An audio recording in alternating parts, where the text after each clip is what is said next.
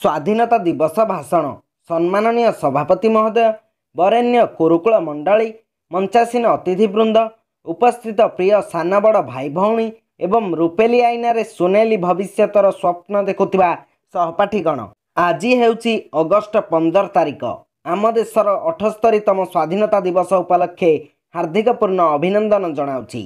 1947 मसीहा आजिर दिन में आम देश इंग्रेज शासन कबलरू मुक्त होई स्वाधीनता लाभ करिथिला। सेही दिन ठारू प्रतिवर्ष एही दिनटिकु सारा देश बड़ धूमधाम सहित स्वाधीनता दिवस रूपे पालन करि आसुअछि।